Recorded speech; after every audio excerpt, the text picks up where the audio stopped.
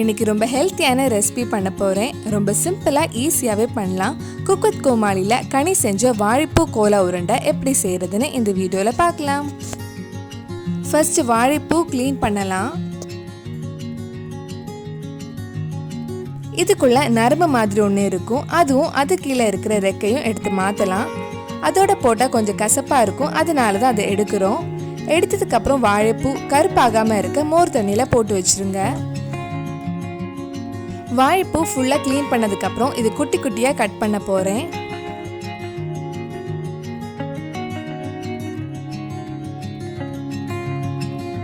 சின்னதாக கட் பண்ணதுக்கப்புறம் தண்ணி ஊற்றி கொஞ்சம் உப்பு மஞ்சள் பொடி போட்டு ஒரு 5 நிமிஷம் வேக வைக்கலாம். குக் வித் கோமாளிலேருந்து வேறு ரெசிபிஸ் உங்களுக்கு பார்க்கணுன்னா அதோட லிங்க் கீழே டிஸ்கிரிப்ஷனில் இருக்குது, அந்த ரெசிபிஸும் போய் பாருங்கள். வாழைப்பூ வெந்துடுச்சு. இப்போ இதை ஆஃப் பண்ணிவிட்டு கொஞ்சம் ஆற வைக்கலாம். ஒரு மிக்சி ஜாரில் 1/4 கப் துருவன தேங்காய், 6 பல் பூண்டு, 1 பீஸ் இஞ்சி, 1 பச்சை மிளகாய், 1/2 டீஸ்பூன் சோம்பு, 1/4 டீஸ்பூன் ஜீரகம், 1/4 டீஸ்பூன் நல்ல மிளகு, ஒரு சின்ன பீஸ் பட்டை, 4 டீஸ்பூன் பொட்டுக்கடலை, 1/4 டீஸ்பூன் மஞ்சள் பொடி, 1/2 டீஸ்பூன் மிளகாய் பொடி, தேவையான அளவு உப்பு போட்டு நல்லா அரைச்சி எடுக்கலாம். இந்த மாதிரி அரைச்சதுக்கு அப்புறம் இது இன்னொரு பவுலுக்கு மாற்றலாம். நம்ம வேக வச்ச வாழைப்பூ தண்ணி எதுவும் இல்லாமல் நல்லா புளிஞ்சு எடுத்து மிக்சி ஜாரில் போட்டு இந்த மாதிரி கொஞ்சம் லைட்டாக அரைச்சி எடுத்துக்கோங்க. ரொம்ப அரைக்கக்கூடாது. இதுவும் நம்ம பவுலுக்கு மாற்றலாம். இது கூட சின்னதாக கட் பண்ண ஒரு பெரிய வெங்காயம், கொஞ்சம் மல்லி இலை, கொஞ்சம் காயப்பொடி சேர்த்து நல்லா மிக்ஸ் பண்ணலாம்.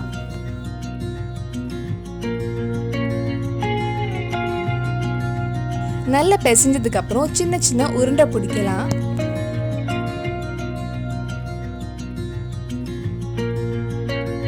இந்த மாதிரி அழகா உருண்டை பிடிச்சதுக்கு அப்புறம் இது ஃப்ரை பண்ணி எடுத்தா டேஸ்டியான வாழைப்பூ கோலா உருண்டை ரெடி ஆயிடும். ஒரு கடாயில் எண்ணெய் சூடு பண்ண வச்சிருக்கேன். எண்ணெய் சூடானதும் கொஞ்சம் கொஞ்சமாக ஃப்ரை பண்ணி எடுக்கலாம். மீடியம் டு லோ ஃப்ளேமில் ஃப்ரை பண்ணுங்க. எல்லா சைடும் நல்ல கோல்டன் ப்ரௌன் கலர் வந்ததும் எடுத்துடலாம்.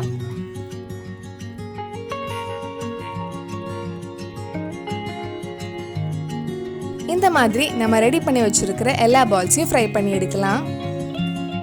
சுவையான வாழைப்பூ கோலா உருண்டை ரெடி ஆயிடுச்சு. கண்டிப்பா நீங்களும் உங்க வீட்டில் செஞ்சு பார்த்துட்டு எப்படி இருந்துன்னு கீழே கமெண்ட் பாக்ஸ்ல சொல்லுங்க.